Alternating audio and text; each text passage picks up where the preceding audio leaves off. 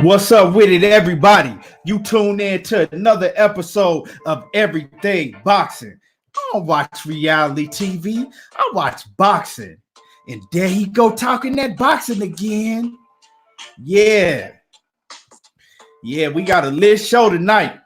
You know, we doing the late night. We got a whole lot to talk about. Let me go ahead and get some people off in the building, let everybody know I'm coming on.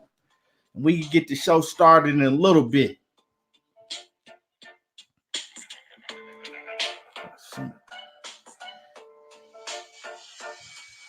And when you come in the building, you know what to do. You know what I'm saying? Tap in that comment section. Let me know that you in the building. And like I said, we'll get the show started in a little bit.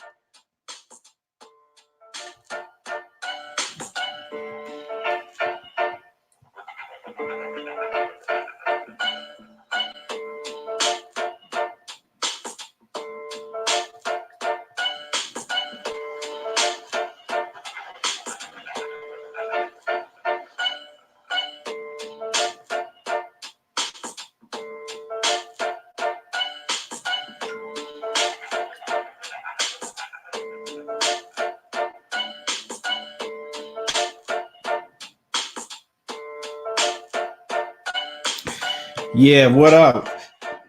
Like I said, when you come in the building, let me know you in the building. Tap in that comment section. Let me know where you coming from. We got a whole lot to cook on tonight.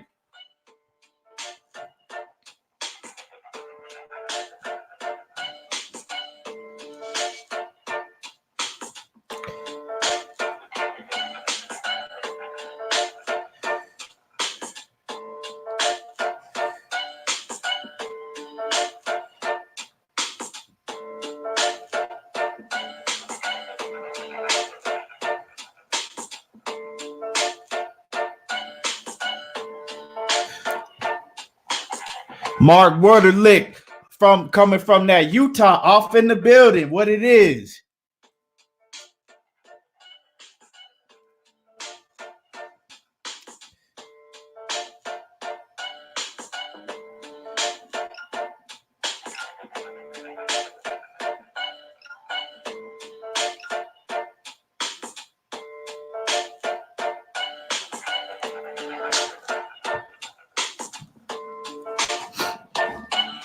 I know it's late, but you know, we got boxing to talk.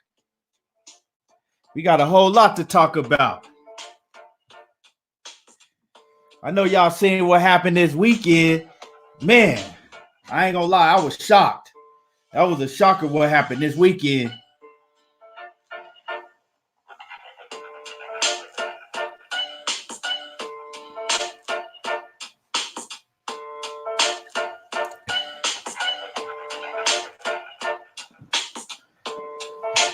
Chevy Boy Hopper off in the building, coming in from that Cincinnati. The home of Daddy, hold on, Daddy. Brush my hair, Daddy. You know what I'm saying? Brush my hair, Daddy.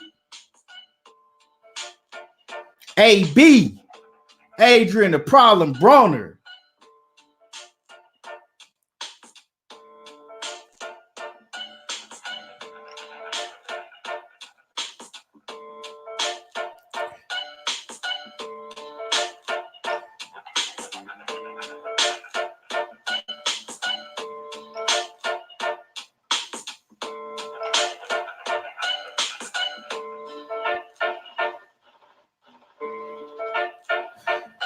And like I said, when you enter the building, tap in that comment section. Let me know that you off in the building. We get the show started here real soon. Wait about another minute and we can go ahead and get it started. And if they miss out, they could go ahead and catch the replay.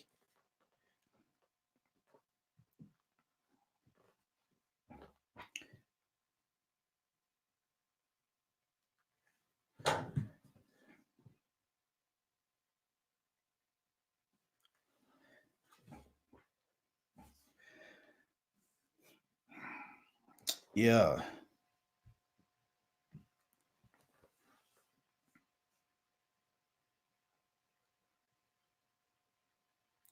Okay. So the first thing I wanna go ahead and I'm gonna go ahead and get it started off now, and I want to talk about what happened this weekend. Um, First I'm gonna go ahead and get into prime time Chris Colbert. He fought this weekend on the Julian J. Rock Williams undercard, and I've seen Chris Colbert fight plenty of times before. I've actually seen him fight live. I've chopped it up with Chris Colbert. He a real cool dude, real humble kid, and I like him a lot. Uh, but before this fight, I heard a lot of people saying that Chris Colbert was the hottest, prospect out there. A lot of people was even putting him ahead of guys like Shakur Stevenson and Devin Haney, and a lot of them guys like that. And I mean, I have been saying before, I like Chris Colbert, but he never impressed me like that. He's talented, he got good skills, but as far as from what I had seen of him before this Saturday night, putting Chris Colbert above guys like Shakur Stevenson and Devin Haney and Teofimo Lopez and some of these other guys that's up and coming, I just never really saw it. Like I said, don't get me wrong, he talented, but I just never really saw that. I didn't see a guy that was above a level of Shakur Stevenson. Antoine Brown, what it is, what's good with it? I didn't see no dude that was above the level of Shakur Stevenson or Devin Haney or Teofimo Lopez. I just seen, a guy that got a lot of talent that, got some things to work on. And so anyway, fast forward to this weekend, I got to watch him again as I got to watch him again. And, he just, like I said, he just Chris Primetime Colbert, like I said, he has talent, but I don't know. He just don't impress me. He does a lot of things well. He has good speed. What's good with it? Cut man, young Merv, the cut man off in the building. Yeah, I mean, Chris Colbert, he got a lot of speed, he got a lot of good skills to him, but it's just nothing that just sticks out like a guy like Teofimo Lopez got that KO power, like Shakur Stevenson got the footwork and just all around boxing game, like a Virgil Ortiz that got just all around skills and plus power to go with it. Primetime Chris Colbert, like what I'm saying, he just I don't know. He just don't impress me, as far as that big wow factor. He got a lot of charisma about him. He's good, when he's on the mic and everything, but he just don't impress me like that. And this is not me knocking the kid, because like I said, I like him a lot. But he's young.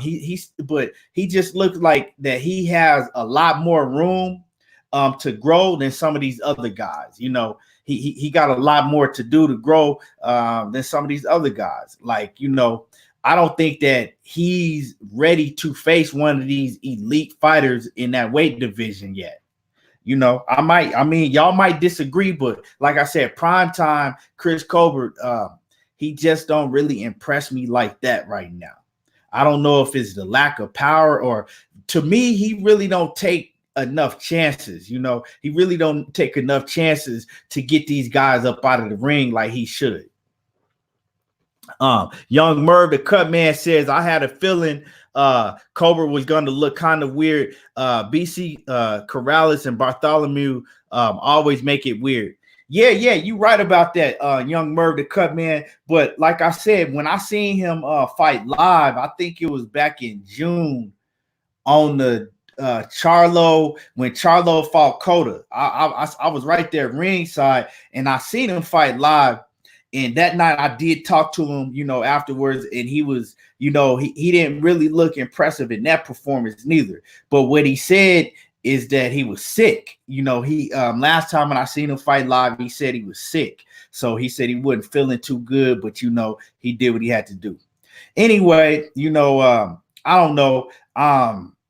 he's just, maybe it's because, you know, a lot of people just put him on a pedestal that he hasn't reached yet. Like I said before this fight, they was putting him, you know, a lot of people were saying that he was the best young thing out there smoking, you know. And when I hear that, I'm thinking, okay, well, you saying that he's better than Shakur Stevenson, you saying that he better than Devin Haney, you saying that he better than Virgil Ortiz, because that's a big, you know, that's a big pedestal to put him on. To say that primetime Chris Colbert is the best young, you know, young up and coming prospect out there. And I know some people gonna say, well, guys like Shakur Stevenson, they're not prospects no more, but they still young. They still all in that same age category. You know, they still came in the professional ranks all around the same time. So yeah, that's what I think, you know, and I'm comparing him to those guys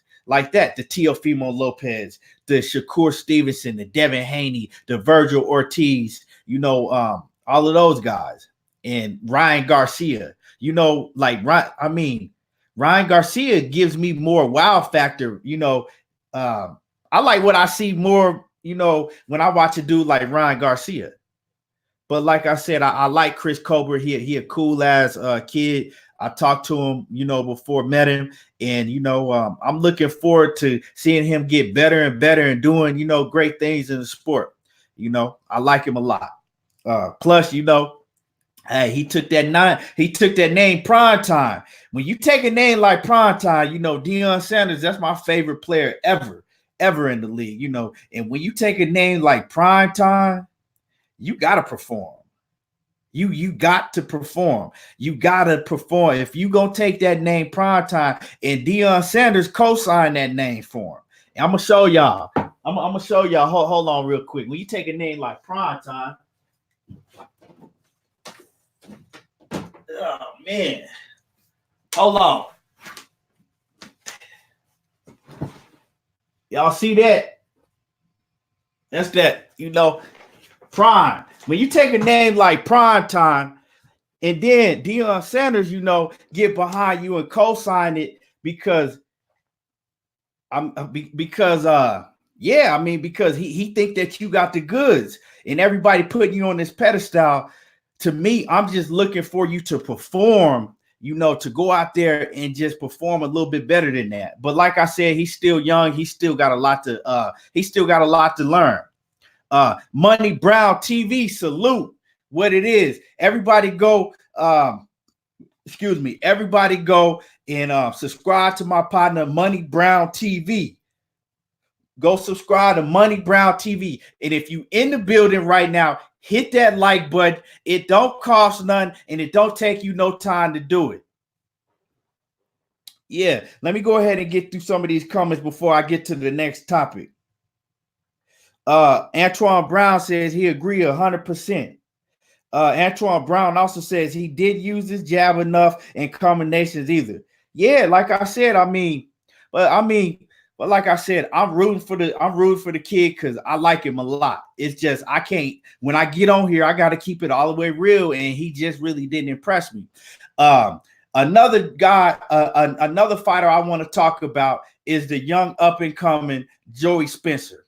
Joey Spencer is another kid that I like a whole lot. Joey Spencer, you know, his last 2 or 3 fights, he hasn't. I've seen Joey Spencer fight live a couple times too. And the last time I saw Joey Spencer fight live, he didn't impress me like that. He had a very hard time his last time that I saw. To tell you the truth, I think the last time that I saw Joey Spencer was on that same card with Primetime Chris Colbert. They was on the same card. So they tend to fight on the same cards a lot. And Joey Spencer, I mean, I don't know, man. Joey Spencer, he's showing that at first he was looking great. Like he was just gonna be one of the next big things. He was unstoppable.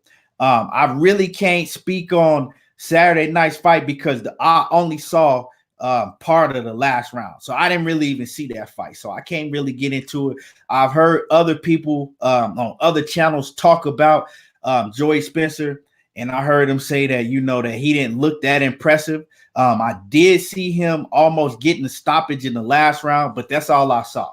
So I can't really go, too far into, what happened in that Joey Spencer fight, because like I said, if I get up here, I ain't gonna get up here lying to y'all and act like I watched the fight like that, because I didn't catch that fight. I think I was going back and forth between the UFC and I was trying to watch that Lakers game. I was watching the Lakers game and the UFC. It was just too much stuff on Saturday night. And I hate when they do that shit. I hate when they put like 3 and 4 events on all at the same time. So I literally had one TV on watching, going back and forth between the fights and the game. And then in my hand, I had my phone and I was watching the UFC. So I was trying to do too many things at once to even catch it. So I didn't, unfortunately, I didn't get to catch Joey Spencer fight, but I heard about it. Now, anyway, let's go ahead and get into what everybody want to talk about. Like I said, if you in the building, hit that like button and only take a second and subscribe to the channel, Everything Boxing, if you haven't subscribed yet, and subscribe to Money Brown TV. Okay, if you ain't subscribed to Money Brown TV yet, something wrong with you. For real. You missing out on a whole lot if you ain't subscribed to Money Brown TV yet. Now, so anyway, Julian J. Rock Williams. Let's go ahead and talk about Julian J. Rock Williams. I watched Julian J. Rock Williams a lot, during the past couple weeks leading up to this fight, And a lot of people tried to talk to Julian J. Rock Williams and try to basically get him to kind of blow off his opponent, try to get him to kind of blow the man off. Like, they was trying to get him to look forward, kept asking him about Charlo, like the opponent that he had in front of him didn't really exist, right? They kept asking him about Charlo this and heard this and Charlo that. But what I liked about Julian J. Rock Williams is he didn't seem like he was looking forward to nobody, right? He continuously told everybody, like, look, I got a guy in front of me, I got a tough opponent in front of me, and that's who I'm focused on. I'm not focused on nobody else but the opponent in front of me, right? And that's what he really did. That's what it looked like, right? That's what it looked like. Everybody else kind of took that for granted because most people didn't know who his opponent was. Most people didn't know who he was. And Jason Rosario, I had seen him fight once, but I didn't really know who he was myself neither. And I came on here just like most people thought, and I said that I expected J-Rock to go ahead and get the stoppage. I didn't predict no round, but I did say that I was expecting J-Rock to get the man up out of there because, Rosario, like I said, when I seen him fight before, he didn't impress me. I did hear, a lot of people talking about him that knew more about him than I did. And some of the guys in the boxing gyms, in the boxing world, was saying that dude had a lot of power in both hands. That's what I did hear a lot of people saying. A lot of people was talking about the power that he had in both hands. But like I said, I sure wasn't expecting that. And what I seen when the fight started from Jump Street, I said this dude came to fight. I said this dude ain't playing. You could tell for off Jump Street, dude came out there to fight. And one thing that they had said, leading up to the fight, they had said that Jason Rosario, he upped his training for this fight. They said that he really took his training serious, that he had I think they said he had like a 12-week training camp or more. And dude came out there and you could see it. And see, that's the thing with a lot of these guys that we really don't know about like that. A lot of these guys don't have the resources to really, put in their best effort. Sometimes they got to take fights on late notice.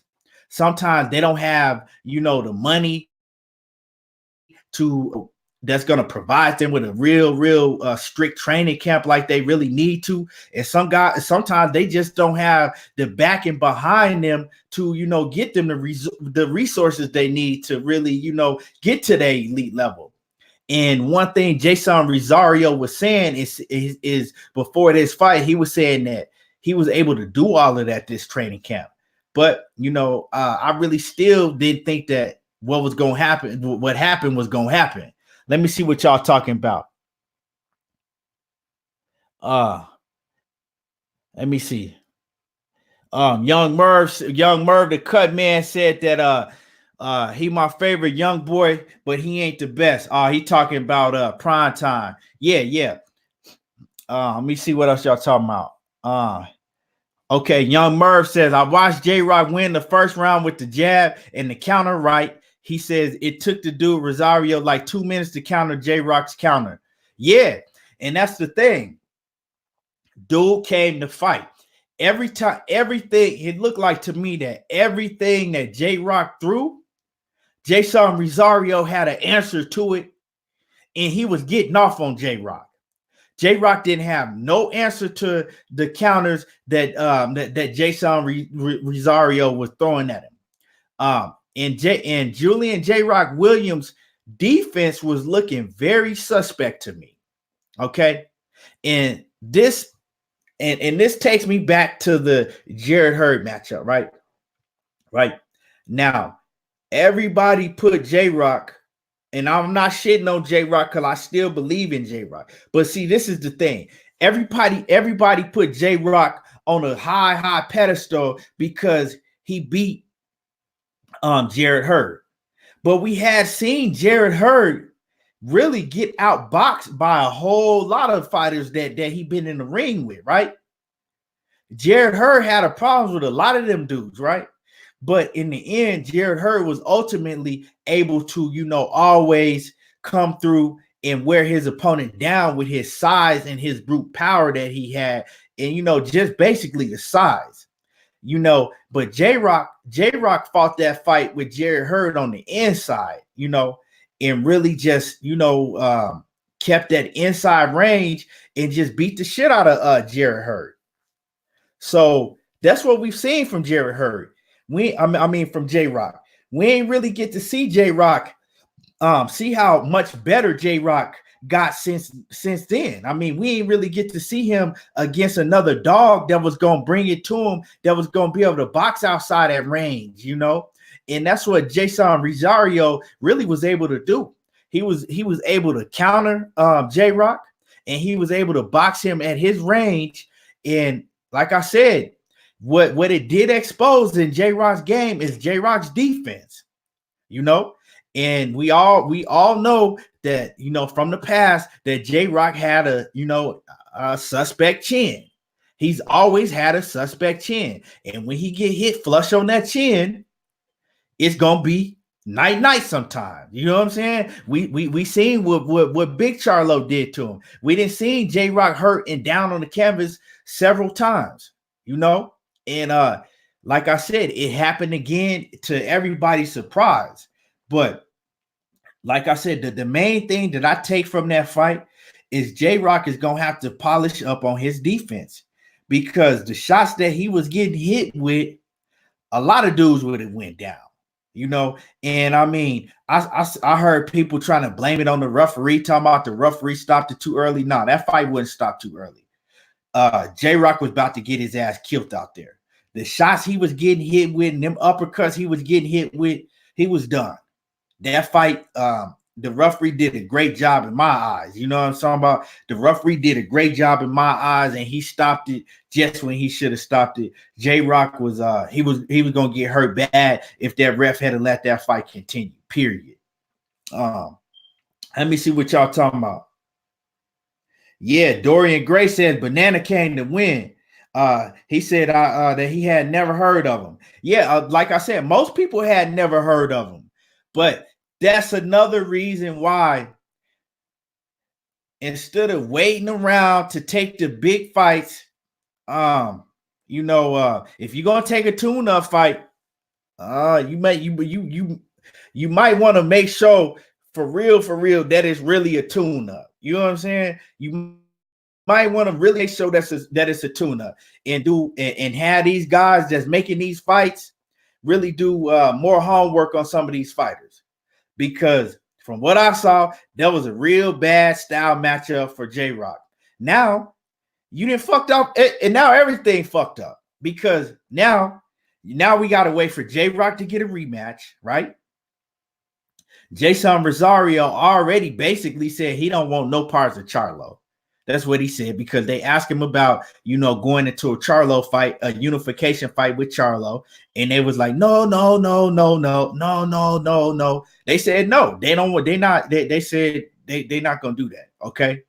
So now we might have to wait a whole nother year before we see a unification, because now we definitely got to wait on the rematch between if J-Rock take an immediate rematch, right? That's 4-5 months down the road, right? 4-5, maybe 6 months down the road. We got to wait on that. And then we don't know now. Now we can't expect Charlo to wait around for that fight to happen. So now Charlo going to take another fight. We don't know how long that's going to take. Like I said, man, it's the whole game is fucked up now. And all these unifications is just, it don't look like we're going to get them. And if we do get it, it's going to be at the end part of the year, maybe December, depending on, how everything turned out. But what if J-Rock can't even come back and beat Jason Rosario? What if he loses in the rematch? Rosario already said that he ain't fighting Charlo. And that's the thing, man. It's a lot of, that's what happens when you try to beat around the bush and wait around to make these big unification fights. Damn, it's just fucked up, because I was really wanted to see Charlo against J-Rock. I mean, that's a great story. Your big brother, the big Charlo already knocked him out. Now it's time to see who is the better Charlo. That's what the storyline was going to be. They was going to make the storyline to be, who is the better Charlo? Can Jermell Charlo go and do the same thing that Julian J-Rock Williams that Jamal Charlo did? Now we might not even never see that fight. You know what I'm saying? Well, to keep it 100, let me see. Young Murder Cut Man said he figured out J-Rock in a round and a half. Yeah, that's what I said. He figured him out, and dude came to fight, and J-Rock really didn't have no answer. It looked like that fight was going to be a slugfest, and whoever could take who power, you know what I'm saying, was going to be the victor in the end. And we seen that J-Rock could not take that dude power. And what a lot of guys that knew Jason Rosario was saying, in the beginning, it came out true. The kid got power in both hands. He got power in both hands, and he showed that. But the thing is, I don't like how he already blatantly ducking Charlo. Like they already saying like, nah, we not fighting Charlo. And that's the bullshit I don't like. I mean, how you gonna get it? How are you gonna get a championship belt, right? You was ready to fight a champion. Why you ain't ready to unify the belts? That's that shit that I don't like, like, what I'm saying? Now you gonna try to run and hide and hold on to the belt as long as you can. So you don't think you the best. He went out there and beat J-Rock, right? That's why styles make matchups, because they were very confident that they could beat J-Rock for that belt, right? They was very confident. They not confident that they can beat Charlo, because why wouldn't you want to unify the titles? Why would you say that, nah, you don't want to fight Charlo? Make it make sense. The only way it makes sense is that your team don't feel that you could beat Charlo. What y'all think about that? What y'all think about Jason Rosario and his team, basically blatantly saying that he don't want to fight Jermell Charlo no time soon? That fight ain't gonna happen. Mark Wonderlick said we lost too many fights this year. That's a fact. And we keep losing fights. We keep losing fights, man. And it's a damn shame. It's a damn shame that we keep losing these fights. You know. Now, anyway, let me go ahead and go into the next topic, right? Now, everybody know Layla Ali and Claressa Shields been going at it, right?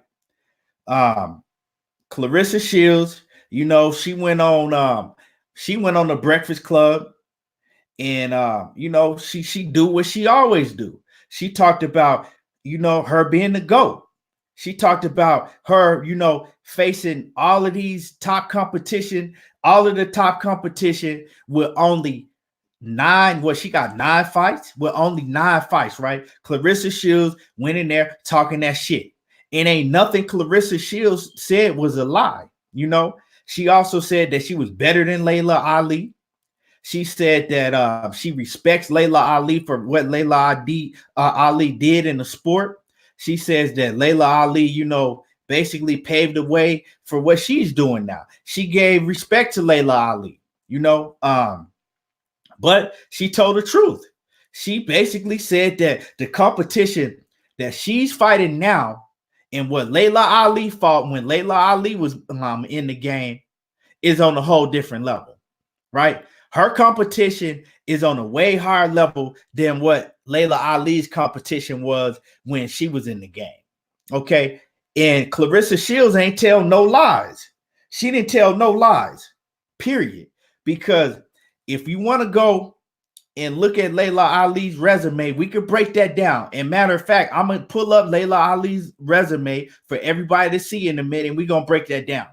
And then compared to what Claressa Shields is doing, it ain't no comparison. And Layla Ali, you know, she went on the show and she kind of disrespected Claressa Shields. To me, I thought that you know, what Layla Ali was saying about Claressa Shields was hate. You know, she didn't really want to give Claressa Shields no credit. She said that Claressa Shields' boxing skills wasn't all the way there.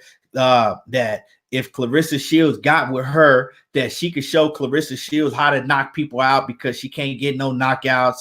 And you know, she also said that Ann Wolf, so for years and for years, if y'all haven't been following Layla Ali in like the Ann Wolf conversations, right?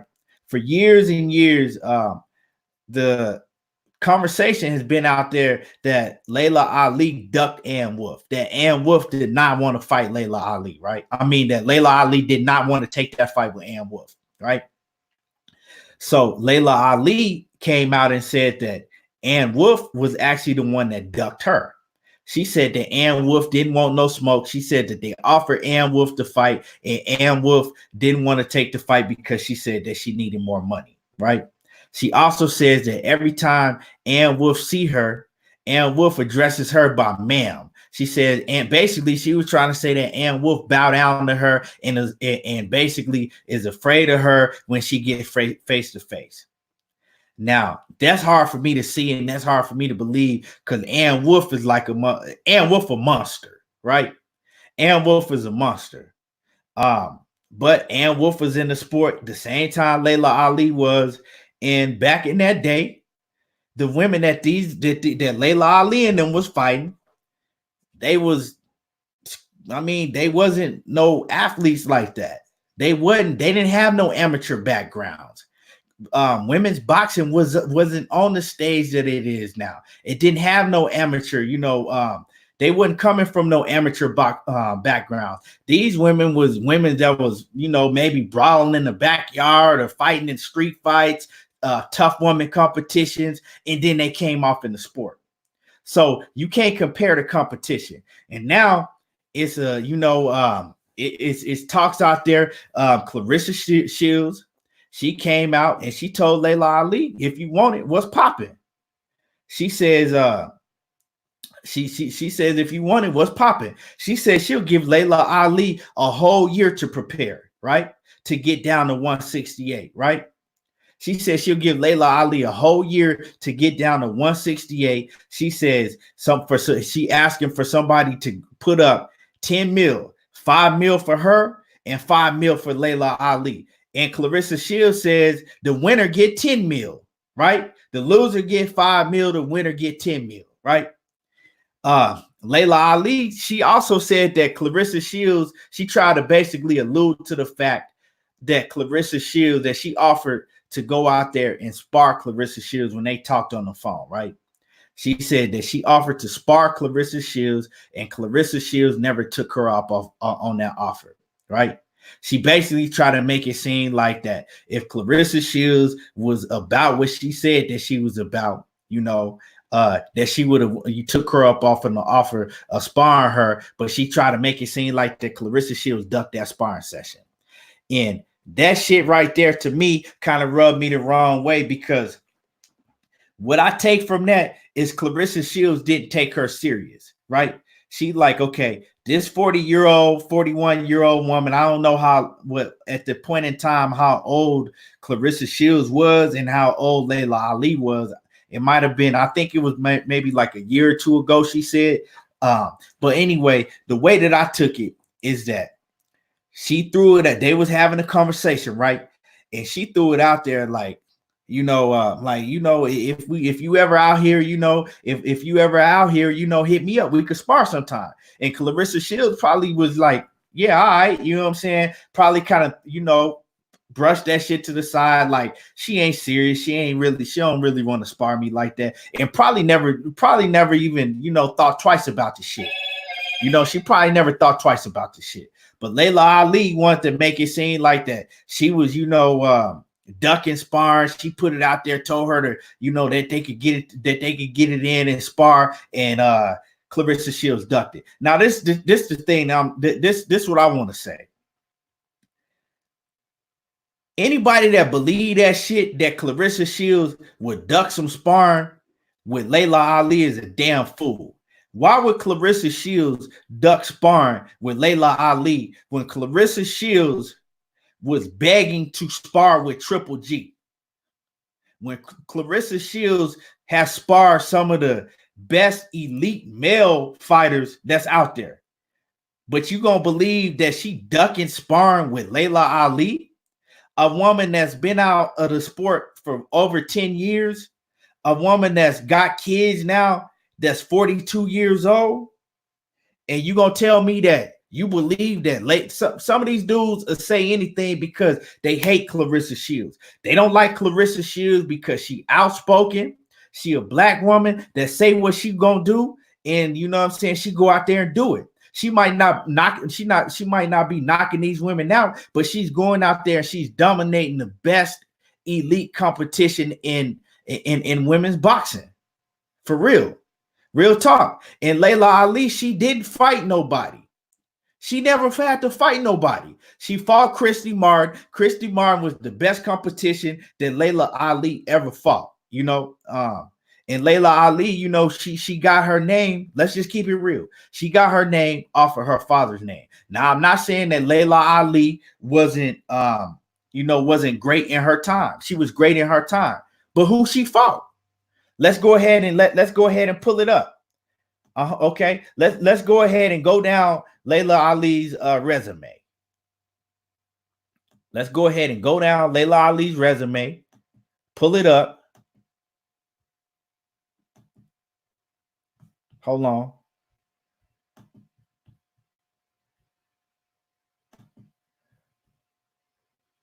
Let me see. Hold on.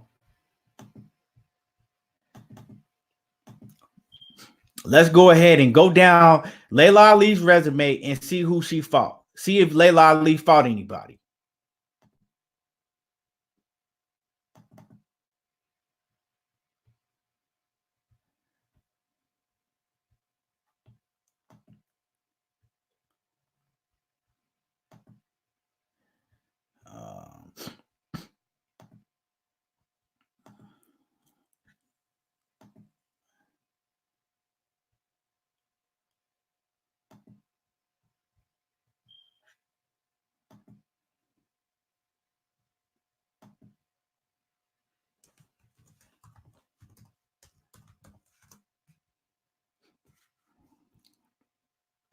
Like I said, the best competition that I know that she fought is Christy Martin. Christy Martin was already old by then.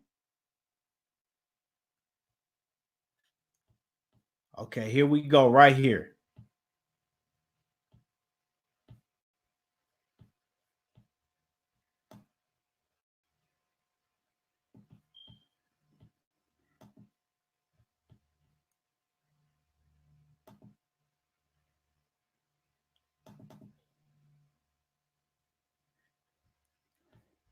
Let's scroll down and see who Layla Ali fought.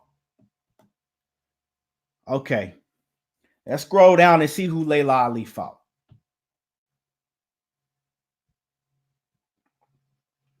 Hey, Layla Ali, she fought April Fowler, was 0-1, right? She KO'd her.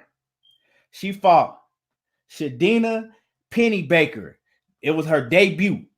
It was the girl's debut. She fought Nicholin Armstrong. That was 1-3 when she fought her, right? Y'all see this. She fought Crystal Arcan. It was the girl's debut when she fought her. She fought Karen Bill. That was this lady was 1-3. She fought Christina King. This lady had one fight.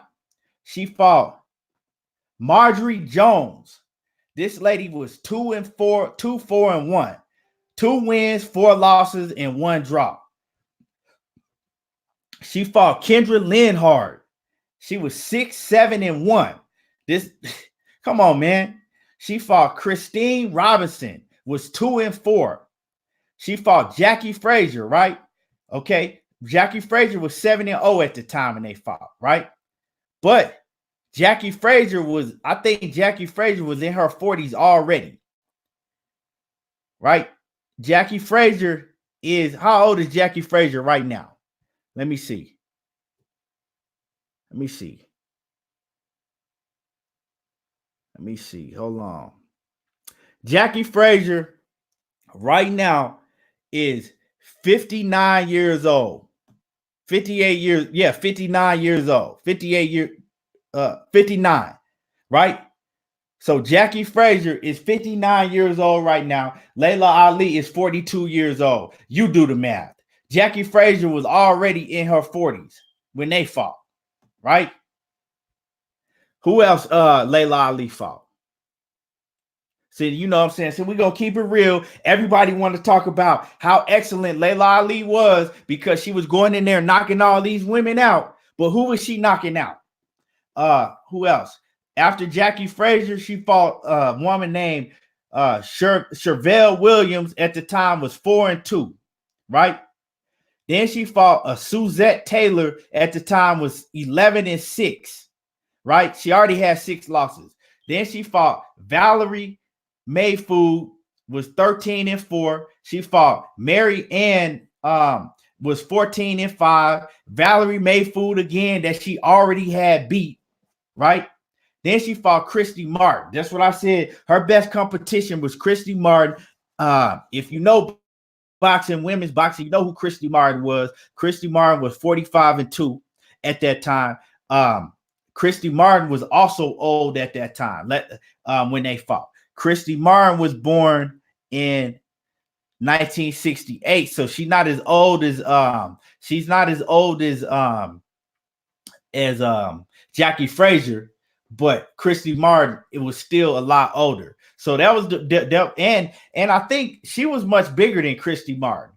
Christy Martin had to come up in weight a lot to be able to fight Layla Ali. Christy Martin fought in the lower weight classes. Other than that, she fought Nikki Eplin, was 12-1-2 at the time. Monica Nunez, Gwendolyn O'Neal, Cassandra Ginger. I mean, don't nobody know none of these. Nobody's never heard to this day, right? Layla Ali's last fight was in 2007, right? In 2007, February of 2007 was her last fight. It's only two women that she fought that we even know who they are. Nobody know who none of these women are. None of these women went on to do anything in the sport of women's boxing. So that's the thing. And then we don't got to go over we don't got to go over Claressa Shields' resume because We know what Claressa Shields did. I mean, we know what Claressa Shields doing. Claressa Shields is fighting the best competition out there. The competition is much stiffer than it was back then because, like I said, a lot of these women, they do have extensive amateur backgrounds. They have, women's boxing has evolved a whole lot since Layla Ali. And the thing is, I mean, you got to give Claressa Shields props because when nobody even watching women's boxing until Claressa Shields came on the scene in 2016, nobody was watching women's boxing. Layla Ali, like I said, Layla Ali did her thing in her day, but Layla Ali built her name off of her father's name. You can get mad if you want to, but that's just the real deal. It's real. Layla Ali built her name from her father's name. Claressa Shields built her name off of her own back. Claressa Shields won 2 gold medals. She came straight from the mud, and she built her name and her whole career off of her own back. Like I said, women's boxing was dead until Claressa Shields came in the game. We got Cecilia Braekhus, but nobody was watching Cecilia Braekhus. Nobody was in America. I'm saying in America, nobody was talking about Cecilia Braekhus, right? Nobody was talking about Cecilia Braekhus. All right. Claressa Shields came on the scene and she put all the women's boxing on the map. And she's continuing to put women's boxing on the map. We wouldn't even be sitting here talking about women's boxing if it wasn't for Claressa Shields. So it just seemed like that Layla Ali is hating, She already said that Katie Taylor is her favorite fighter. Why are you from America and you not rooting for Claressa Shields, but you root for Katie Taylor that's from the UK or Ireland, whatever, wherever? I think Katie Taylor is from Ireland, basically the UK, right? But you ain't giving props to Claressa Shields. Like I said, a lot of these, see, the limelight, nobody was really talking about no other female fighters ever that was in America except for Christy Martin, Ann Wolfe, and Layla Ali. And Layla Ali was the most famous out of all of them because of what she did, what she did in the ring. She was looking spectacular, knocking all these women out. Yeah. But like I said, she wouldn't fight nobody, and who her father was. So, yeah, I mean, she should be glad that Claressa Shields is putting women's boxing on the map, but she don't seem that way. Let me see. Dorian Nelson says, get your money while you bullshitting. He says that they should have called out Charlo ASAP. Layla and Claressa can make good money, but the fight might be terrible. Yeah, the fight going to be one-sided. But why not make it? It's going to put women's boxing on the it's going to raise women's boxing to a huge, huge status. Everybody going to tune in to see that fight. You got casuals, you got people that don't really know shit about boxing, and you got the diehards all going to tune in to see that fight. And she didn't call it. She said that she'll give Layla Ali, because Layla Ali, she was talking tough.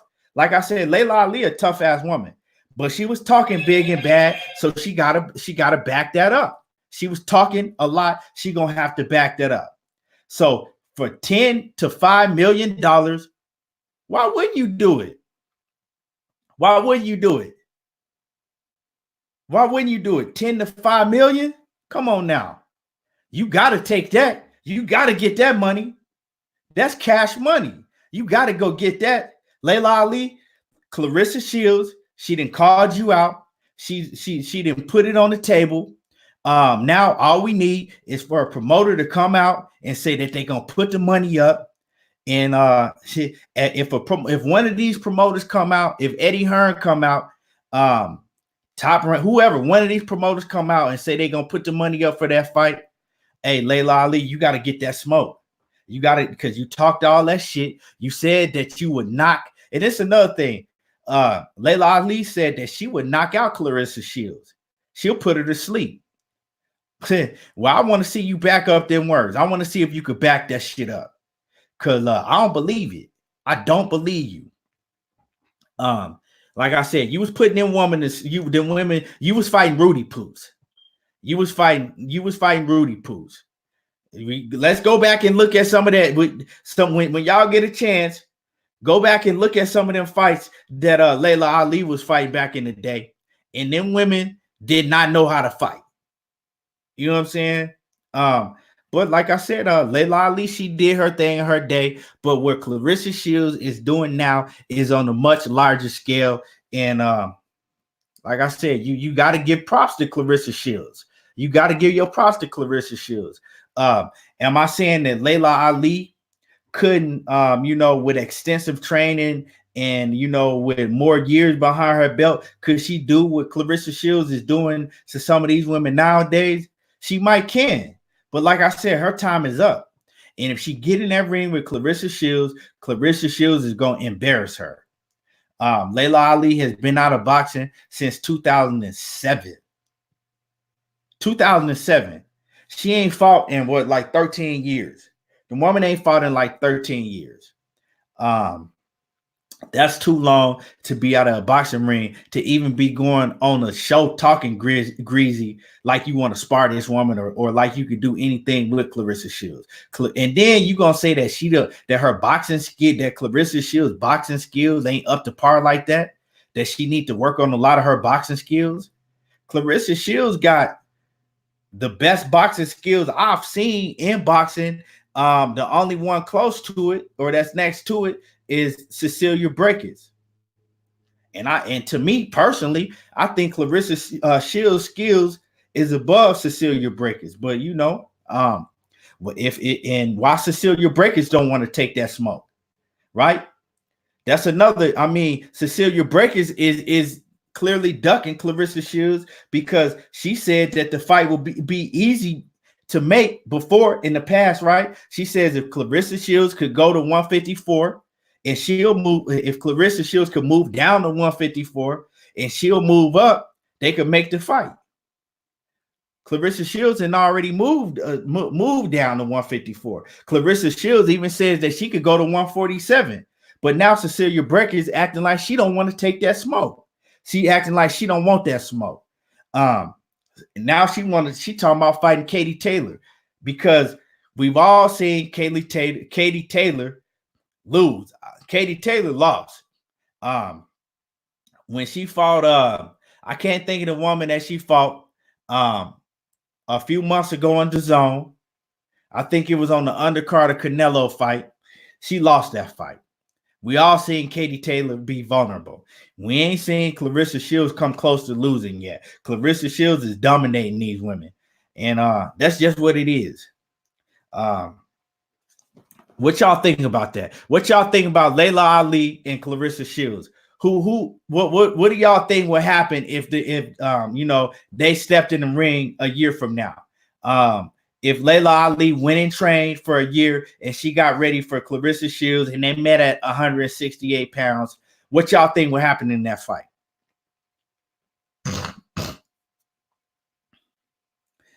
Dorian Gray says it's the perfect promo. She her daddy's child, talking big shit, knowing she can't win nothing but $5 million. Highest person in women's boxing history. That's what I'm saying. If they make that fight gonna do so much for women's boxing. Period. Now, once you didn't gave them $5 million, that's gonna up the ante on women's boxing. Now the rest of these women, they not gonna get in the ring unless you can meet them somewhere in between that. You feel me? That's just gonna do a whole lot for women's boxing if this fight is able to be made. And Claressa Shields, she like, hey, the winner can take 10 mil. That's how confident she is. Real talk. But like I said, that fight, that's a fight that really need to happen now. It's a fight that really need to happen. Layla Ali, she talking like she wants to smoke. She already said that Claressa Shields duck sparring with her, which, like I said, is some bullshit. I don't believe. So if you want to spar, won't you get in the ring with her for $5 million? Now you're gonna have to back up that shit that you were saying about Claressa Shields ducking you and sparring, right? Now you're going to have to back that up. Because if you're willing to fight Claressa Shields for free, anybody with common sense know that you'll be willing to fight her for $5 million. So ain't nothing you can say to get out of that. Ain't nothing you can say to get out of this fight. Because if you saying that Claressa Shields ducked you in sparring for free, you sure will be able to back that up by fighting her for $5 million. Because she didn't call you out now. So one of these promoters need to put up that $10 million, 10 to 15 million, and they need to make that shit happen. They need to make it happen. Period. Because whatever y'all want to say about Claressa Shields, she want all the smoke. She even said that she gonna make her MMA debut at the end of this year. She said she's fighting Amanda Nunes. So I mean, to me personally, I don't think she needs to step in that octagon against Amanda Nunes right off the bat, because that ain't a smart move right there. Now, Claressa Shields beat the shit out of her in the boxing ring, but in that octagon, nah. I ain't seeing that. Now, let me see what y'all talking about.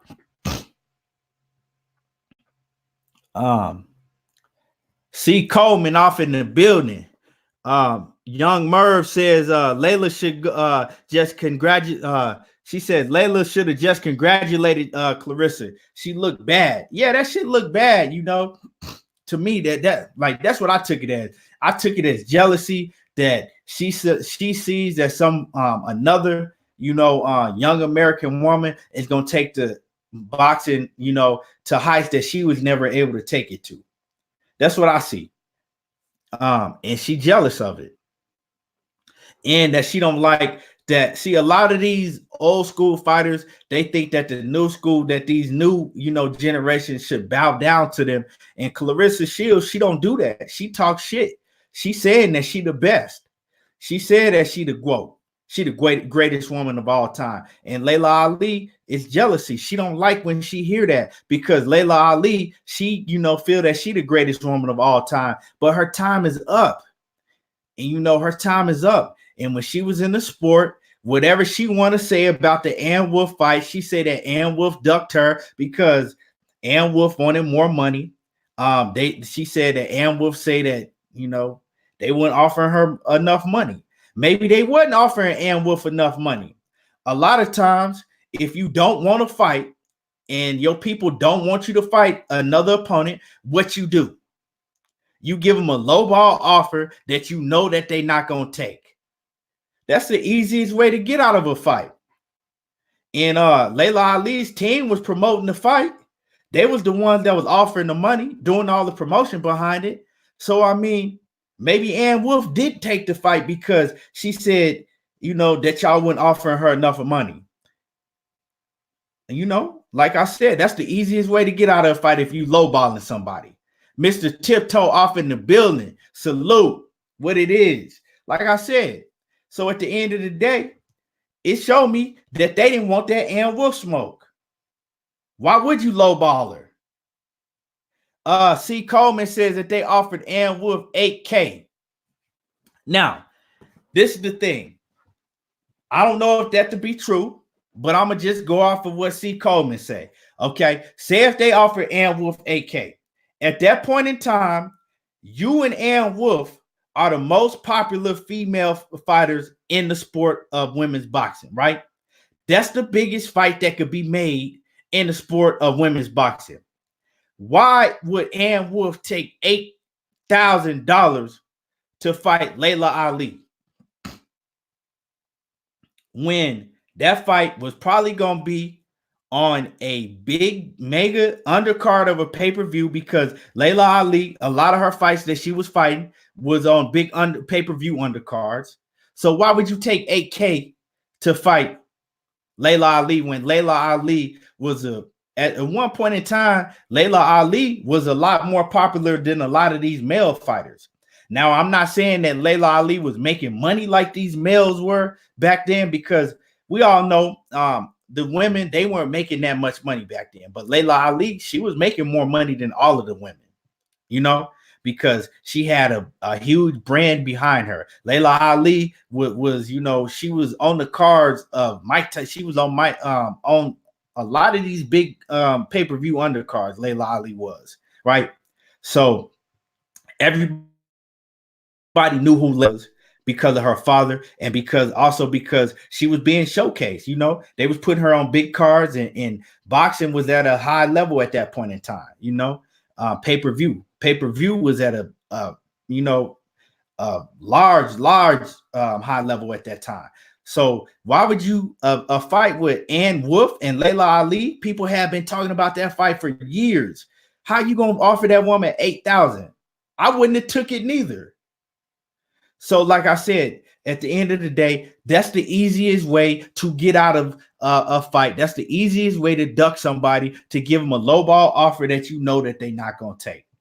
And I would sure like to hear Ann Wolf's side of the story, because Ann Wolf has said, when I heard Ann Wolf interview, you know, years ago, Ann Wolf said that Layla Ali, you know, didn't want that smoke.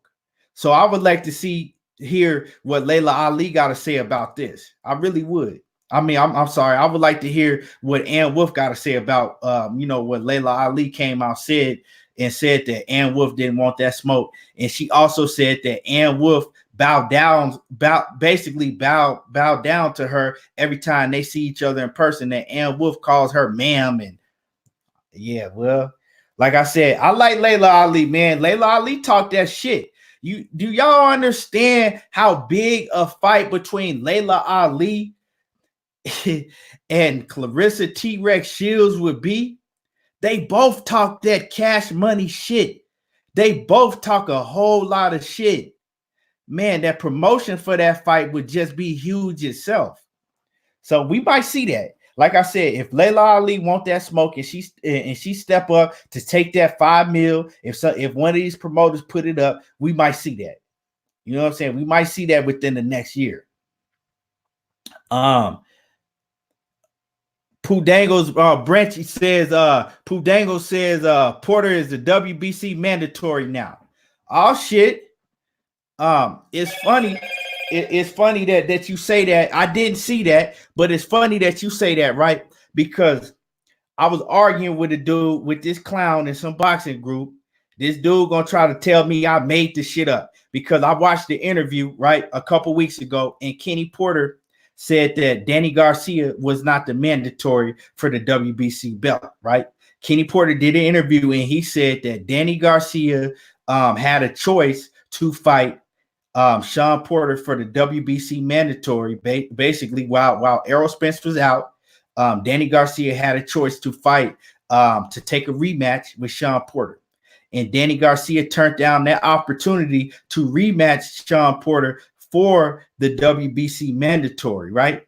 And so Kenny Porter said that it was basically up in the air. It wasn't no mandatory for the WBC, right? So I went on and looked at the rankings after Kenny Porter said that, and you could see that the rankings had Sean Porter ranked ahead of Danny Garcia. So anyway, this clown gonna argue with me, telling me that that Kenny Porter never said that shit. I made it up. That Danny Garcia was the mandatory. Danny Garcia was this and that. And I told the clown, I said, how the fuck you think I'm gonna get on here and just make some shit up? Why am I gonna get on here and make some shit up? So I sent him the video where I got it from. This clown gonna tell me that Kenny Porter lying. We don't believe nothing that Kenny Porter saying. Kenny Porter lying.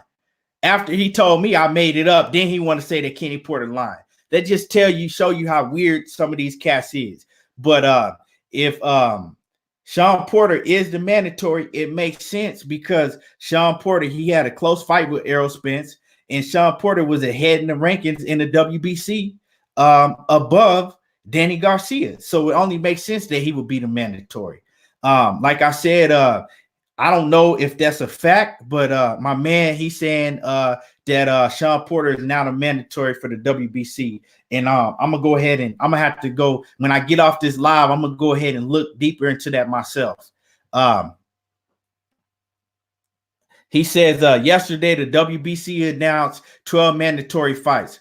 Oh shit. Like I said, that's a fight that a lot of people would love to see again. But before I want to see Manny Pacquiao against Errol Spence before I see fight between a rematch between Sean Porter and Spence. That's a big fight. Let me see what else we talking about up in here. Let me see. C. Coleman says she gonna need a tune-up for sure. I say Ann Wolf. Nah, I think Ann Wolf, Layla Ali ain't gonna come back and fight no Ann Wolf. That fight ain't gonna never happen. Ann Wolf she ain't fighting no more.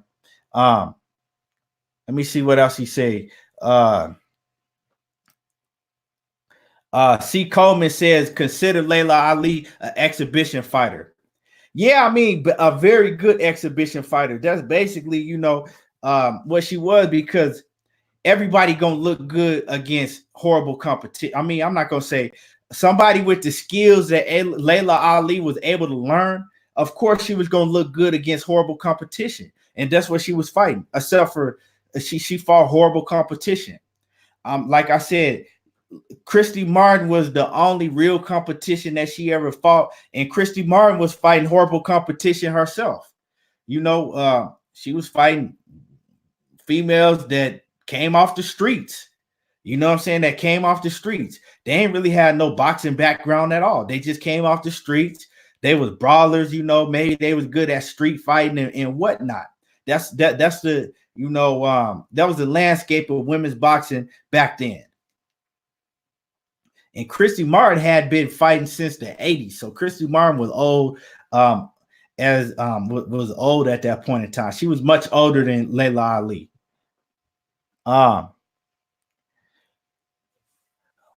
Let me see. Wookie Wook off in the building. Salute. Pooh Dangles also said it won't let me drop the link on here. Yeah, man. It won't let you. I don't think you could drop it. Oh yeah, I think that YouTube, man. I think YouTube did something to where you can't drop links off of YouTube no more. They don't let you drop links no more. I think they made that change to where they don't let you drop links no more. Okay. Pudango says they also said that Charlo versus Lubin versus Dechenko. Yeah, you know what? I've always wanted to see that Charlo versus Lubin fight again. I want to see him run that fight back. I've always wanted to see him run that fight back. Now, another thing I want to get into, y'all see it across the screen. Canelo to fight who next? Who is Canelo gonna fight next? Oscar De La Hoya, he came out earlier today. But he came out in an interview. I saw the interview earlier, and he said that all them talks about Canelo fighting Billy Joe Sanders, that's just a rumor that ain't true. He said it could happen, but that rumor ain't true. So if Canelo don't fight Billy Joe, which I don't want to see, Billy Joe is, ever since Billy Joe got off them PEDs, Billy Joe looked like shit. I don't want to see Billy Joe Sanders fight Canelo. That's not a fight that's intriguing. That's not a fight that a lot of people even gonna tune in on DAZN to watch. That's not a smart fight for them to make. We all know that DAZN is having a lot of financial trouble. So putting a fight with Canelo and Billy Joe Sanders, that people don't like watching Billy Joe Sanders. He's not exciting. Putting that fight on DAZN is only gonna it's gonna be a bad look. It's gonna be a bad look. Ain't no casual fans gonna tune in to see Canelo fight Billy Joe Sanders, right? They need to make a move, and they need to put Canelo in with one of these big dogs for real. Oscar De La Hoya also said something about him fighting, them offering Charlo, them offering Charlo an offer to come on DAZN and fight, right? Where's the offer at? When are you because Charlo been the mandatory since, I think Charlo been the mandatory almost 3 years now, right? Charlo been the WBC mandatory almost 3 years. Charlo is the WBC champion now. Canelo took that WBC diamond belt or franchise belt or whatever you want to call it. He took that WBC franchise belt just so he wouldn't have to fight Charlo, right? Just so he wouldn't have to fight Charlo. We all know that Canelo also took a route and ducked Demetrius Boo Boo Andrade. That's the two most difficult fights for Canelo right now, I see. Now, I'm not saying that Charlo beats Canelo, and I'm not saying that, but I'm saying that that's a big fight. Charlo is a much bigger name than what's his name? Billy Joe Sanders. Charlo is a much bigger name than Billy Joe Sanders right now. And I think that that's a much bigger fight than Billy Joe Sanders. Demetrius Andrade, he's not that big of a name, but to me, Demetrius Andrade is the most difficult fight for Canelo right now. To me, it's styles make matchups, and Demetrius Andrade is the most difficult fight for Canelo. The most exciting fight for us to see is Canelo against Jamal Charlo. That's the most exciting fight. That's a fight that any boxing fan will tune in to see. Charlo versus Canelo. That's a fight that's been talked about for years and years, and that's the fight that we need to see. I doubt that we'll see that fight, but we'll see. We'll see if Oscar De La Hoya, grab his nuts and go ahead and send that offer to Charlo, because he's talking about, he'll send an offer to Charlo to fight Canelo in the zone. So if you send him an offer, don't try to lowball him. That offer got to be at least 10 mil. That offer going to have to be at least 10 mil. If it's less than 10 mil, then you trying to lowball that man to come on the zone and fight. And that's just how I feel about it. Who is Canelo going to fight? Who is he going to fight? We didn't heard we didn't heard talks from Billy Joe Sanders to another triple to Triple G to even Conor McGregor. If they want to and I don't want to see this shit, but if they really want to save the zone, and because you paying Canelo all that money and it ain't adding up. You paying Canelo all of that bread. What he making? What, like 32 mil a fight? The viewers ain't adding up, and the attendance ain't adding up. The money ain't adding up. That's why DAZN in debt right now. DAZN is in debt right now, and if y'all don't know, they've been talking about raising that monthly fee to $50 a month.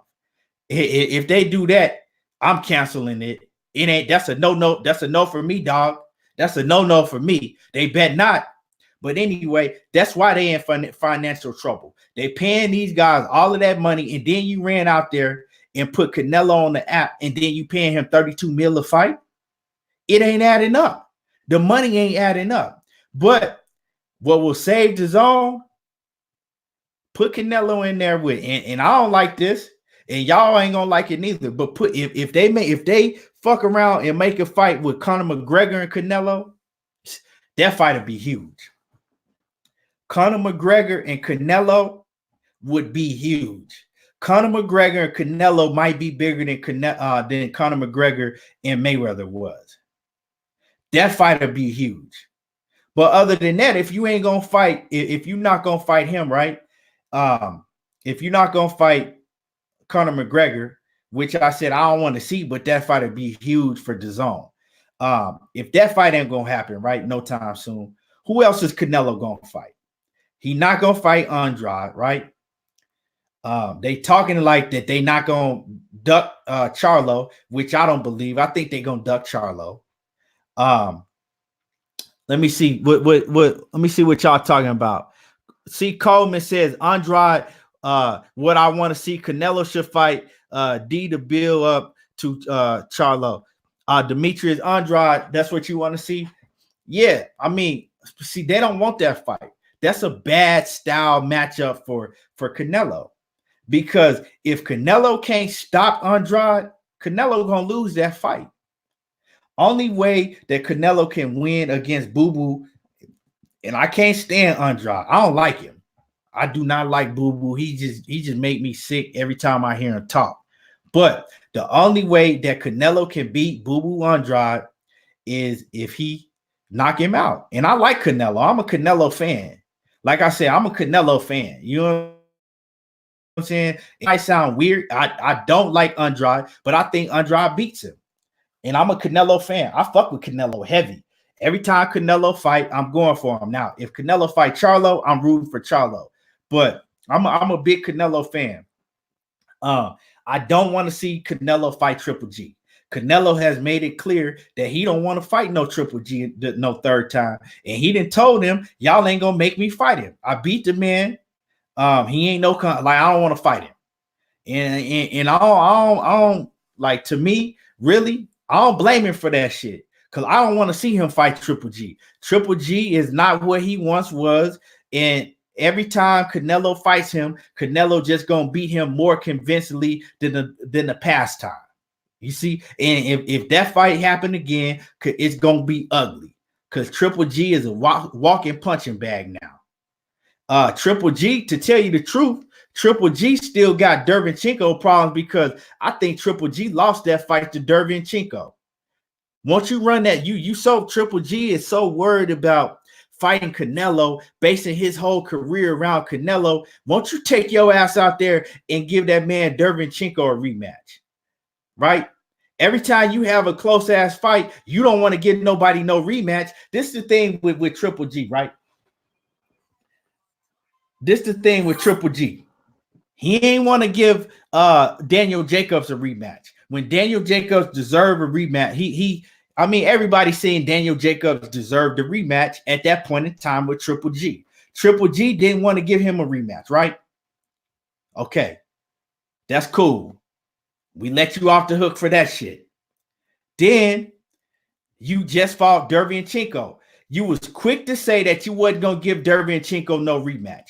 Right off the bat, you said you weren't going to give that man a rematch, right? I ain't letting you off the hook for that shit because you want to cry to everybody talking about you need a rematch with Canelo, a rematch with Canelo. You want to run behind Canelo. All you do is talk about Canelo, but you don't want to give nobody no rematch. So I feel Canelo. Fuck him. Fuck Triple G. You know what I'm saying? Make him wait until his face turn black and blue. For real. Don't give him no rematch. He don't want to give nobody no rematch. That's just how I feel about this situation. Sal Hamilton off in the building, what it is. You know what I'm saying? And Canelo, Marcus Davis says Canelo should fight Caleb Smith.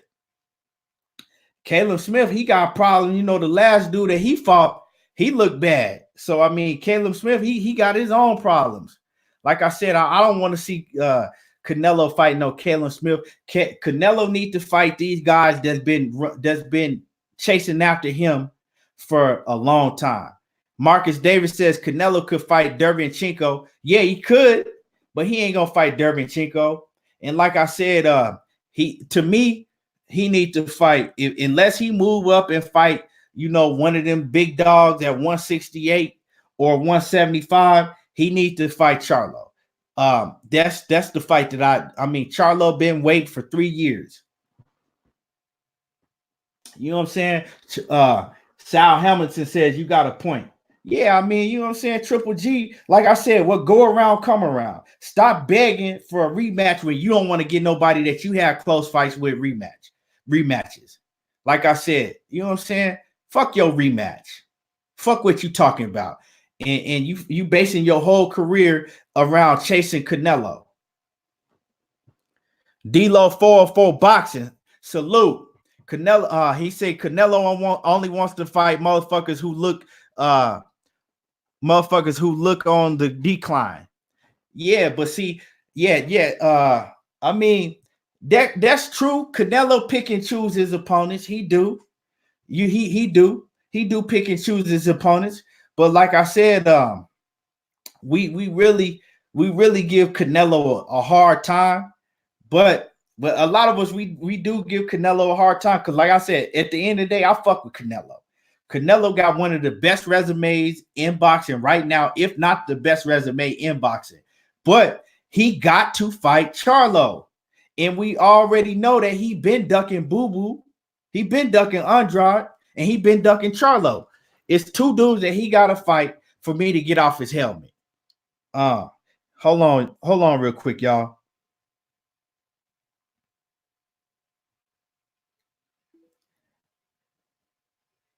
Yeah, it's two guys that he got to fight for me to get off his helmet.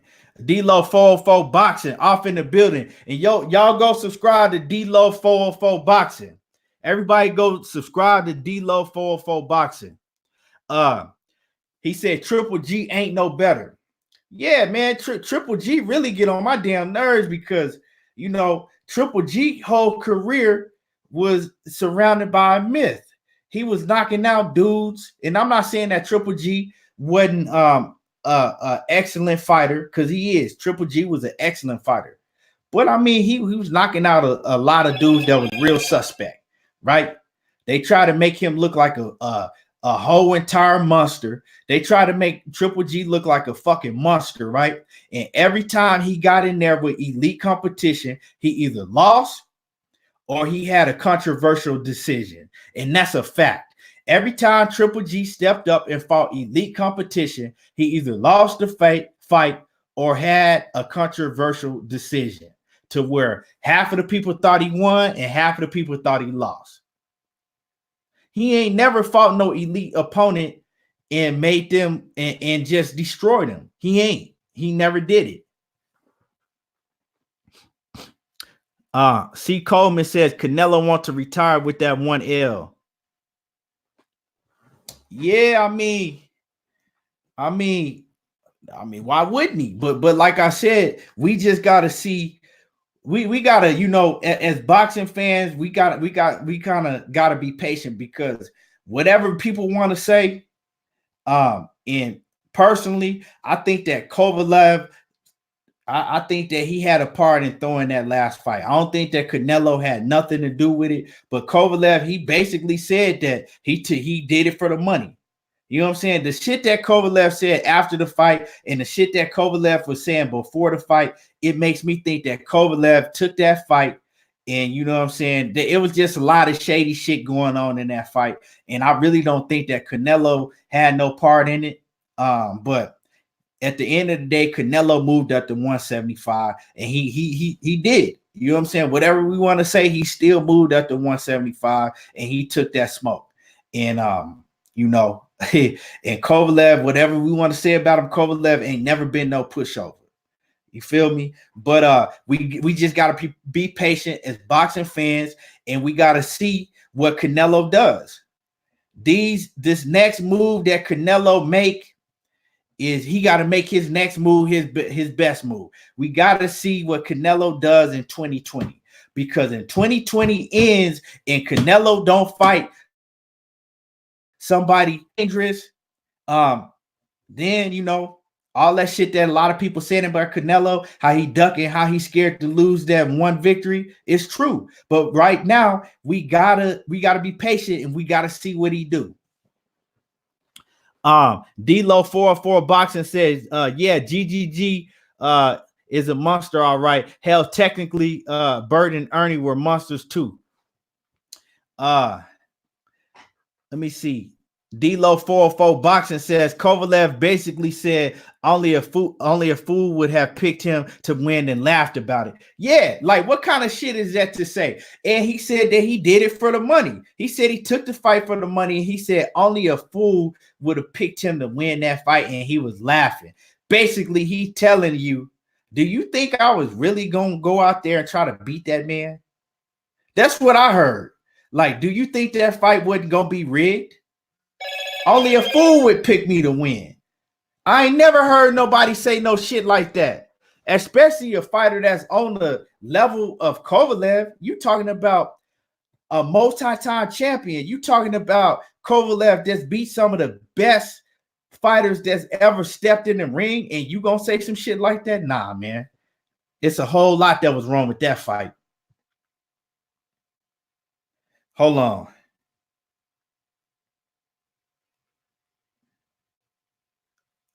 A whole lot of shit that was wrong with that fight. And like I said, it just didn't sit right. It still don't sit right with me. But we just got to be patient and we have to see what Canelo goes on to do from here. We could say this and we could say that, but until we know the next opponent that Canelo's fighting next, then we can start talking, right? Because he might shock us. He might come out there and he might fight Charlo next. I doubt it. I doubt that's gonna happen, but he just might. And then everybody that's been talking that big shit, we all gonna have to eat our words. That's why I say that we just gonna have to be patient and sit back and see what Canelo do next. Stephen Pope, I appreciate it, my dude. I appreciate it. Yeah, we gonna have to see what Canelo do next. That's it. Let me see. Marcus Davis says, I want to see Canelo fight Andrade or Charlo. He says, hold on. He says, we know that's not gonna happen. That Boo Boo got to look terribly bad in a fight for Canelo to jump up with him. Even then, he probably still won't fight him. Yeah. Yeah, Boo Boo, he ain't gonna look bad because first of all, Boo Boo ain't gonna look bad because Boo Boo ain't fighting nobody to look bad against. And that's the problem with Boo Boo Andrade, right? That's an excuse. It's easy for Canelo to make an excuse for not fighting Boo Boo. It's because Boo Boo's not that known. You know what I'm saying? We know who Boo Boo Andrade is because only diehard boxing fans know who Boo Boo is.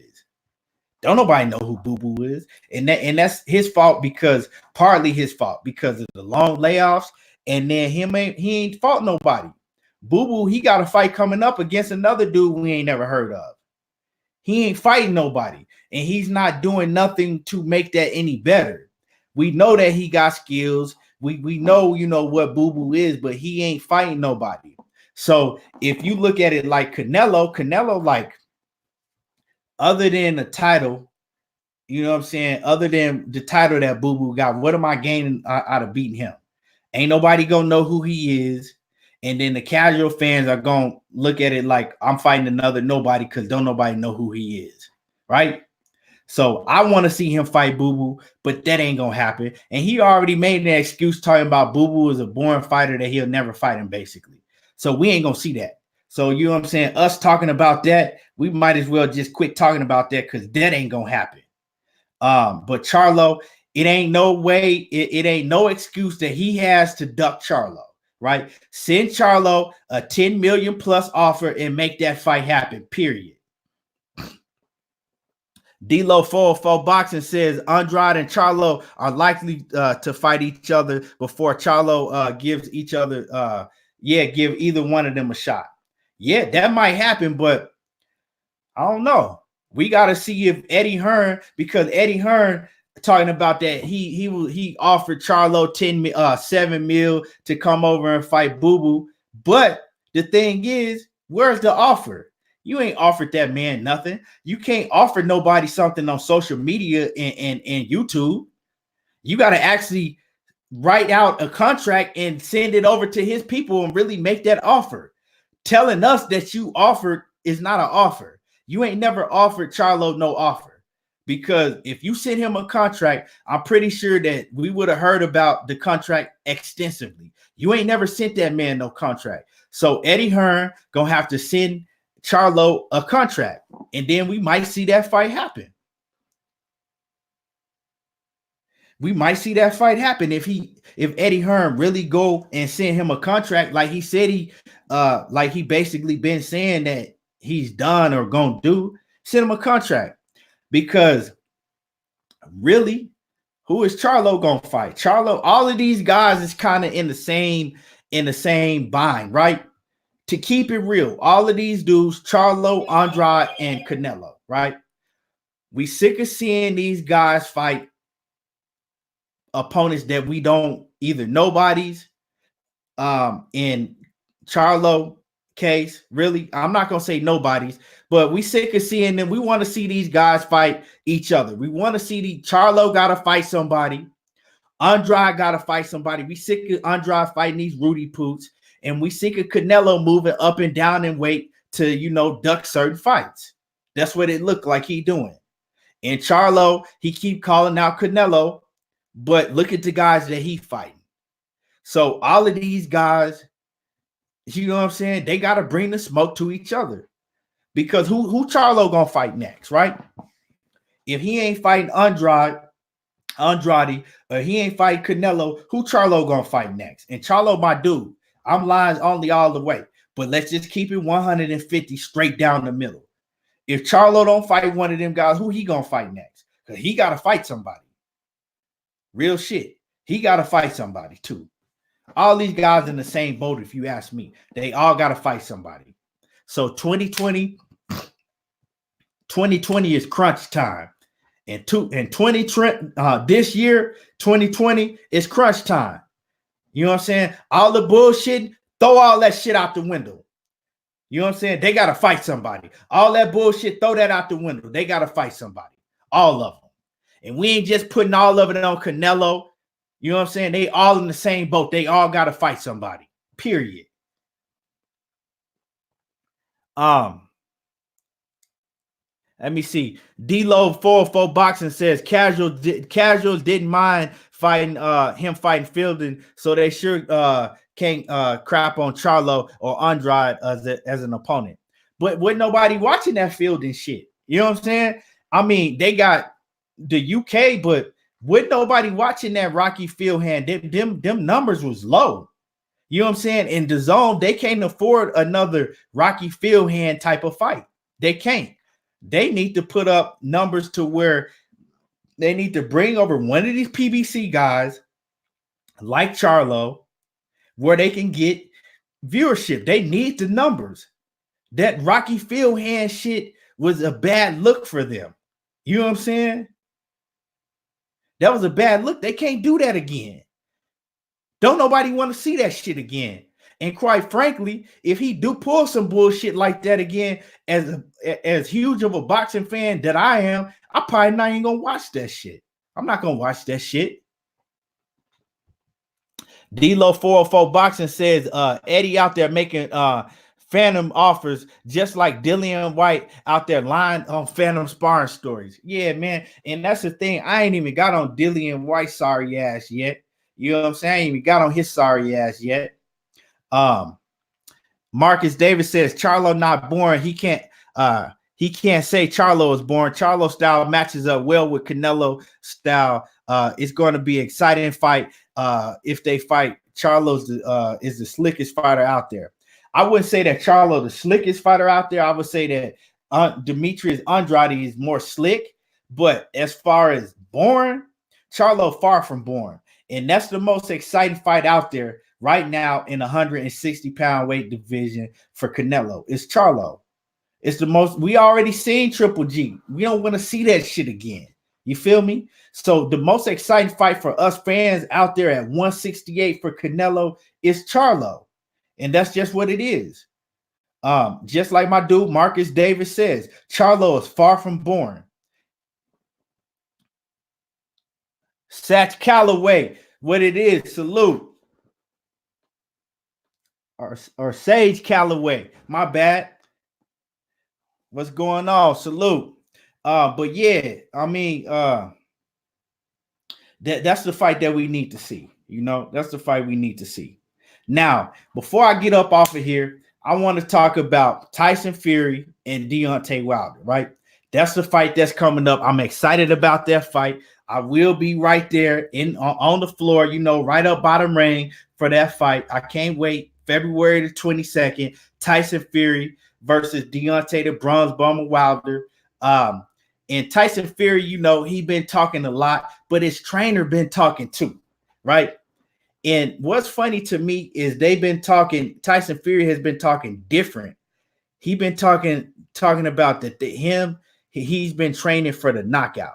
That he's not going to outpoint Deontay Wilder. That he's going in there to knock out Deontay Wilder. He's going in there for the knockout. And to me, like, and to me, that's comical. Like I laugh when I hear that. You know what I'm saying? And then his trainer backed that up. His trainer says we not training for a points victory. He says that we training to knock out Deontay Wilder. That they believe that they could knock out Deontay Wilder, and that's what they training for. They not training to go for the fight to go all 12 rounds. They training for the knockout. And that shit funny to me because if anybody believe that, they're a damn fool. If anybody believe that Tyson Fury is going to go in there and knock out Deontay Wilder, you got to be a damn fool to believe that shit. Because who has Tyson Fury knocked out? Arnold Schwarzenegger, Tommy Schwarzenegger, or whoever that dude was. Tyson Fury ain't knocking out nobody. Tyson Fury is not a knockout artist. Tyson Fury, best bet is to go in there and to stick and move for 12 rounds and pray that he don't get touched. That's his only chance. If that's going to happen, if you ask me, no.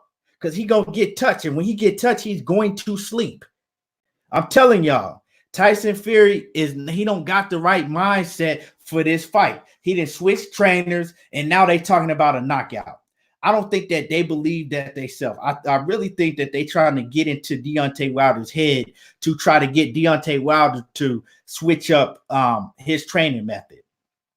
Because if I'm Deontay Wilder, right now, I'm training. My whole training camp is focused on how to trap you, how to cut off the ring, and stop you from moving, right?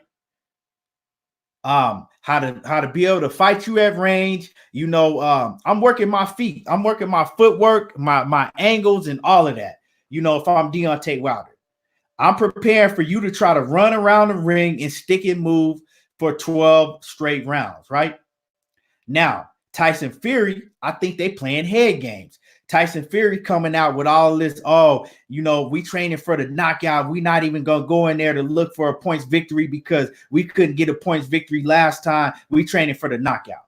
I think they trying to basically throw off Deontay Wilder and get Deontay Wilder to switch up his training method, right? That's what I think, because nothing in me believes that Tyson Fury actually believes himself that he can go in there, that he's going to go in there and try to brawl with Deontay Wilder and knock out Deontay Wilder. That shit's funny.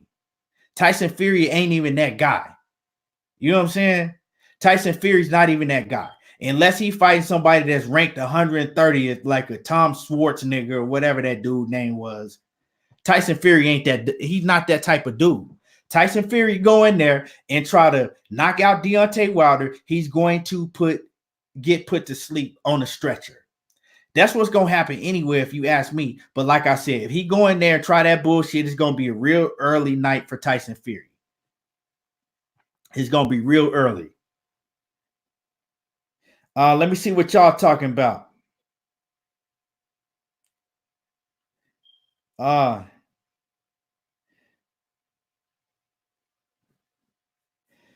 Joseph Jackson off in the building. He says the boxing promoters are slowing the sport down. Yeah, I mean, that's a fact.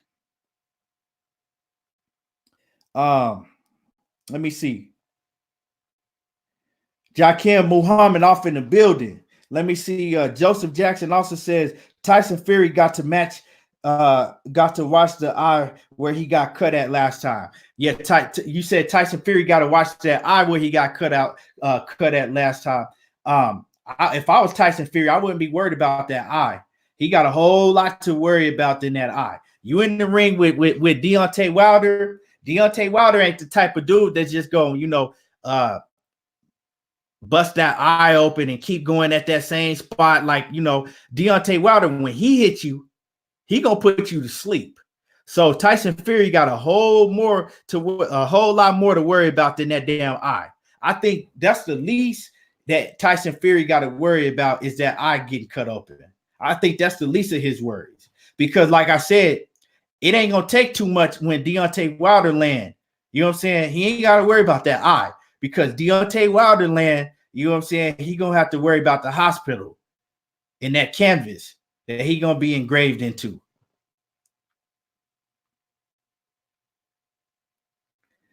He said, never. Joseph Jackson says, never underestimate nobody. Anything can happen.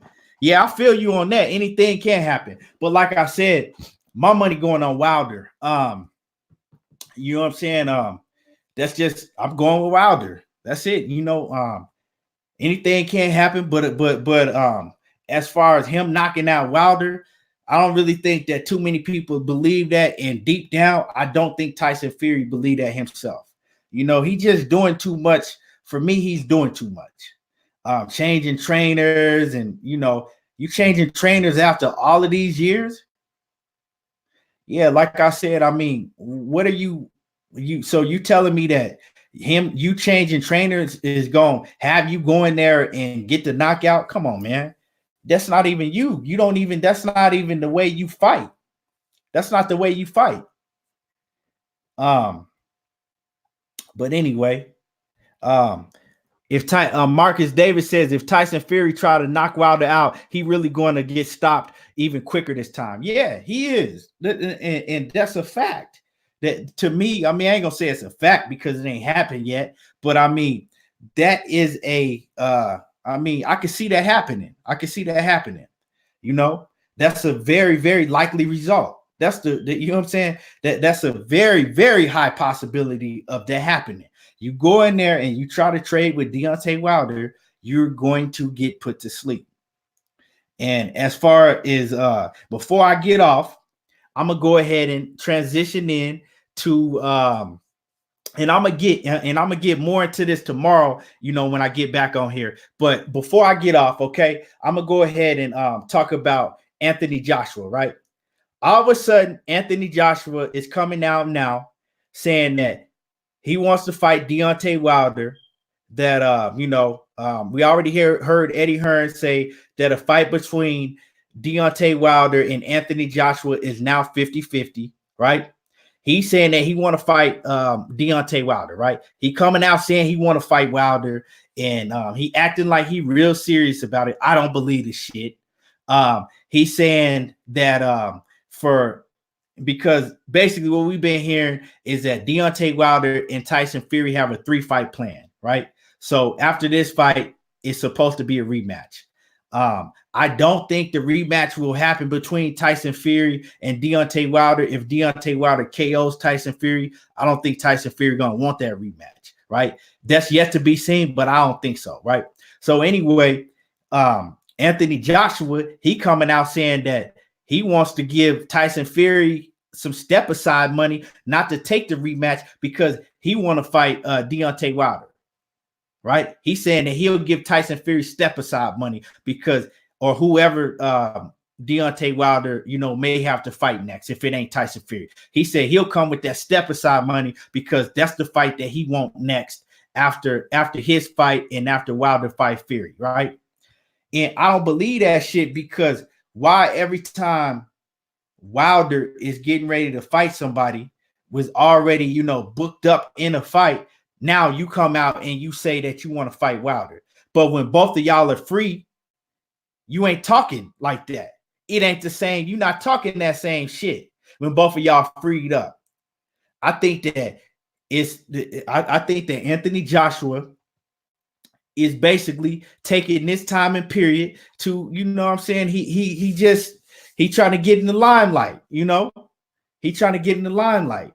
That's what he doing. He trying to get in the limelight of all the promotion that's going on with Tyson Fury and Deontay Wilder. He talking shit from a safe place because he knows that Deontay Wilder and Tyson Fury are booked up. It ain't really nothing Deontay Wilder can do about it right now, right?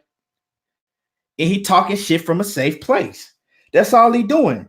Joshua, him and Eddie Hearn, they full of shit. I bet you all of them talks stop once Deontay Wilder. If Deontay Wilder knock out Tyson Fury, right? I bet you all of that shit talk. I bet you all of that stops. And if Deontay Wilder knock out Tyson Fury, it ain't no 50-50 fight no more. Because now Deontay Wilder's in the driver's seat, right? If they have a huge successful pay-per-view and he knock out Tyson Fury, you can't offer him shit. You can't offer him shit. Now, It's up to them if they want to let you offer him 50-50 and take that offer, but I don't believe it anyway. I don't see Anthony Joshua want to fight Deontay Wilder at all. I could be wrong, but I just don't see it. I think he bullshit, and I think they lying. If a motherfucker lie to you 10 times and then come back the 11th time, what you gonna think they doing? Lying again. So I think, you know what I'm saying? It's just like the boy who cried wolf. I don't believe you. I don't believe you. Until you send that man a 50-50 contract when both of y'all are free, I'll believe it then. I don't believe you. Joseph Jackson says, all Tyson Fury gonna do is run the whole fight. That's all I see him doing. He also says Joshua's lying. Jaquil Muhammad say Joshua lying. He only following her instruction to keep his face relevant. Yeah, that's what I'm saying. That's all he doing. He trying to keep his name relevant right now because all of the promotion, all the talks are about Deontay Wilder and Tyson Fury. When you turn on Fox, that's what you see, right? You see the promotion of Deontay Wilder and Tyson Fury. And he trying to keep his name relevant right now. You know what I'm saying? He trying to keep his name relevant. He clout chasing. This is the perfect example of clout chasing. Yeah, everybody say Anthony Joshua is on this big, huge pedestal, whatever. But he's clout chasing right now. Because a lot of people don't see him as the best heavyweight out there like a lot of people thought he was. I never thought he was. But like a lot of people thought he was at one point, and now he clout chasing. He's trying to keep his name in that limelight. Marcus Davis says, if Tyson Fury try to knock out Wilder, I read that one already. But like I said, yeah, man, I just don't believe it. I don't believe it. But it's a lot more to talk about. Like Dillian White, he been clout chasing. Dillian White, every time Deontay Wilder has a big fight coming up, Dillian White bring his sloppy, out of shape ass out in the media, and he try to come out with some big ass story, right? To try to belittle Deontay Wilder and put his name down. But little does he understand is all he doing is giving more publicity to Deontay Wilder. Whether it's hate or love, it's still publicity, right? That's all he doing. And Dillian White, he don't have enough sense to, in his head to realize that shit. And it's a lot I do got to talk about on that situation too. But we've been on here, shit. I've been cooking for almost 2 hours. It's time for me to go ahead and get off of here.